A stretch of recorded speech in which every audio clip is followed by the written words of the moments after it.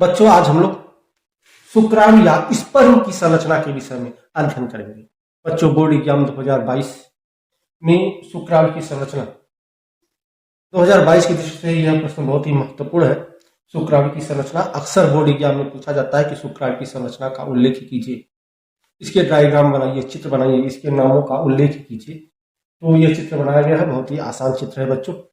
और यह जो आपका शुक्राणु या स्पर्म है, यह एक कोश की सूक्ष्मदर्शीय है, अर्थात यह नंगे आंखों से नहीं देखा जा सकता, सूक्ष्मदर्शी से ही इसको देखा जाता है। यह एक कोशिकीय होता है। और बच्चों यह जो आपका स्पर्म है, इसको 3 भागों में हम इसको विभाजित करते हैं। पहला भाग जो है शीर्ष होता है, दूसरा मध्य भाग, तीसरा पूंछ होता है। यहां से यहां तक के भाग को हम शीर्ष भाग कहते हैं, यहां से यहां तक के भाग को मध्य भाग कहते हैं, और यह इसका पूंछ होता है। तो चलिए पहले हम इसके अग्र भागों को देखें। ध्यान रखिएगा, यह देखिए, यह एक जो है बनाया गया है, यह एक झिल्ली जैसी संरचना है जो इसकी स्पर्म को अर्थात शुक्राणु को घेरे रखता है। एक झिल्ली जैसी संरचना है जिसको हम कोशिका द्रव्य कहते हैं। पूरे स्पर्म में, पूरे शुक्राणु में जो है इस झिल्ली द्वारा जो है क्या होता है, यह ढका होता है, जिसको हम कोशिका द्रव्य कहते हैं। उसके बाद आए बच्चों जो आपका यह शीर्ष है। देखिए शीर्ष में यह वाली संरचना, शीर्ष में यह वाली संरचना, ठीक है, जिसको हम एक्रोसोम या हिंदी में अग्रपिंडक कहते हैं, या हिंदी में इसी को हम अग्रपिंडक कहते हैं, अग्रपिंडक। और इसमें बच्चों कुछ एंजाइम होते हैं, इसमें एक एंजाइम होता है और उस एंजाइम का नाम होता है हाइलुरोनिडेज।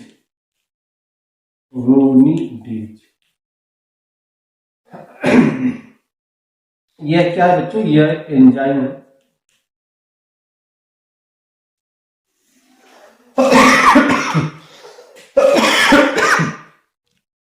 सॉरी बच्चों, ध्यान रखिएगा, जो एक्रोसोम है उसका यह वाला भाग एक्रोसोम है, जिसको हिंदी में हम अग्रपिंडक कहते हैं। इसमें एक एंजाइम पाया जाता है बच्चों, जिसका नाम है हाइलुरोनिडेज एंजाइम। यह बहुत ही महत्वपूर्ण एंजाइम है बच्चों, और आपके एग्जाम में एक्रोसोम का काम भी पूछता है। तो एक्रोसोम का काम क्या है, अग्रपिंडक का काम क्या है बच्चों, जो है यह जो आपका शुक्राणु व स्पर्म है, जब यह अंडाणु में प्रवेश करता है तो यही एक्रोसोम जो है इस स्पर्म को अंडाणु में प्रवेश करने में सहायता करता है। यह जो एक्रोसोम है अग्रपिंडक है, इसमें जो एंजाइम पाया जाता है हाइलुरोनिडेज, यही एंजाइम क्या करता है कि जो ना पेलुसिडा, हम अंडाणु के विषय में विस्तार से अध्ययन करेंगे। इस तरह से अंडाणु की संरचना होती है, और इस तरफ की जो है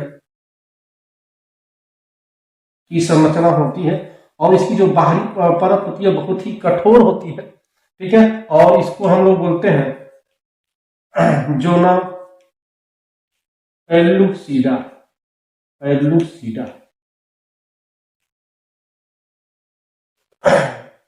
जोना पेलुसिडा, जो अंडाणु का जो बाहरी परत होता है बहुत ही कठोर होता है, और जब स्पर्म बच्चों यहाँ पर प्रवेश करता है, इस तरह से जब स्पर्म आपका प्रवेश करता है स्पर्म, तो स्पर्म का जो आपका यह एक्रोसोम है अंडपिंडक है, उसमें एक एंजाइम होता है जिसका नाम है हाइलुरोनिडेज। यही एंजाइम क्या करता है, इस जोना पेलुसिडा को तोड़कर इस जो है अंडाणु में अपने जो है केंद्रक को मुक्त कर देता है, ठीक है। तो यह जो जोना पेलुसिडा है, हम इसके विषय में पढ़ेंगे। यह अंडाणु का जो है बाहरी परत होता है जो बहुत ही कठोर होता है, और इसको तोड़ने का, इसको नष्ट करने का काम करता है एक्रोसोम।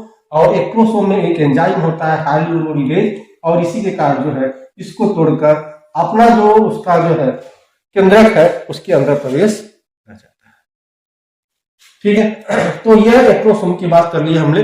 और उसके बाद ये देखिए इसमें जो है केंद्रक पाया जाता है, और बच्चों इसमें जो केंद्रक पाया जाता है यह आगुणित होता है। यह केंद्रक क्या है, आगुणित होता है, यौन होता है। उसके बाद है तो यह जो आपका शीर्ष भाग है, ध्यान रखिएगा, इसको 4 भागों में बांटा गया है बच्चों, 3 भागों में नहीं, 4 भागों में। पहला आपका शीर्ष है, दूसरा यह ग्रीवा भाग है, तीसरा मध्य भाग है, चौथा पूंछ भाग है। अब आते हैं ग्रीवा पर। जो ग्रीवा वाला भाग है यह आपकी शीर्ष भाग और मध्य भाग इन दोनों के बीच में पाया जाता है, अर्थात ग्रीवा इन दोनों के बीच कड़ी का काम करता है ग्रीवा। और ध्यान रखिएगा ग्रीवा में जो है एक जो है आपका, देखिए यह जो ग्रीवा है इसमें जो एक संरचना पाई जाती है जिसको हम लोग बोलते हैं तारककाय।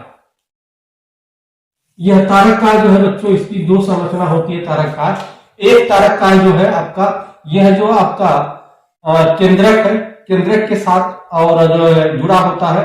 दूसरा जो है आपका जो मध्य भाग और शीर्ष भाग है इसके साथ जुड़ा होता है, जिसको हम लोग बोलते हैं तारककाय। तो यह तारककाय, देखिए यह तारककाय जो है, यह तारककाय है जो पूरी पूछ पर देखिए इस तरह से जो है, ये जो बीच वाली लाइन है यही क्या है आपका, यही आपका तारककाय। दो तारककाय होता है ग्रीवा में, ठीक है। एक आपका जो केंद्रक है उसके साथ होता है और दूसरा जो है आपका जो पूछ होता है, मध्य भाग और पूछ के साथ, ये पूरी पूछ में इस तरह से जो है यह तारककाय होता है। और जो देखिए तारककाय यहीं तक होता है और इसका ये वाला भाग जो है, जो अंत वाला भाग होता है उसमें यह तारककाय नहीं होता है, जिसको हम अंत टुकड़ा कहते हैं, ठीक है। तो यह रहा बच्चों आपका ग्रीवा। ध्यान रखिएगा ग्रीवा में जो है तारककाय पाया जाता है, यह दो होता है। उसके बाद आते हैं मध्य भाग।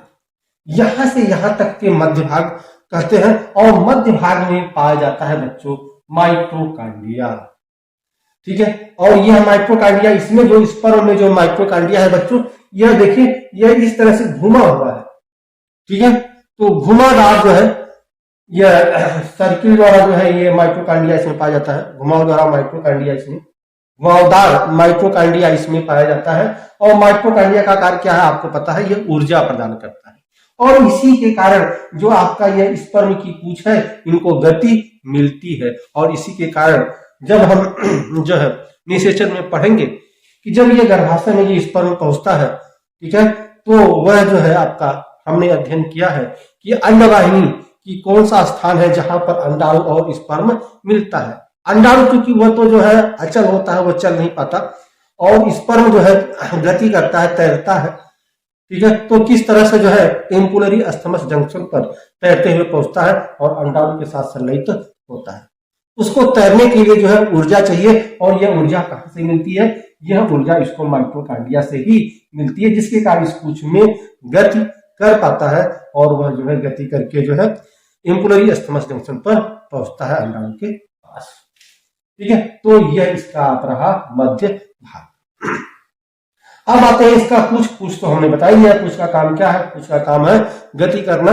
और पूछ को गति कहां से मिलती है, ऊर्जा कहां से मिलती है, यह मिलता है माइटोकांड्रिया से, ठीक है। तो इस तरह से हमने जो है आपका यह जो शुक्राणु की संरचना है, ठीक है, उसके विषय में जो है हमने देख लिया और इसका अध्ययन मैंने कर लिया, ठीक है। और इसमें तो कुछ है नहीं बताने के लिए, ठीक है। तो यह पूरा जो है आपका रहा, ठीक है, शुक्राणु की संरचना। तो इस तरह से हम लोगों ने अध्ययन किया। आगे हम अब जो है नर जनन तंत्र के विषय में लगभग मैंने अध्ययन कर लिया। अब हम अंडाणु जनन के विषय में पढ़ेंगे। अंडाणु जनन क्या है, उसके बाद निषेचन की प्रक्रिया पढ़ेंगे, निषेचन क्या है। चलिए बच्चों, यदि मेरा वीडियो समझ में आ रहा है तो लाइक, सब्सक्राइब तथा दोस्तों में शेयर जरूर कीजिएगा।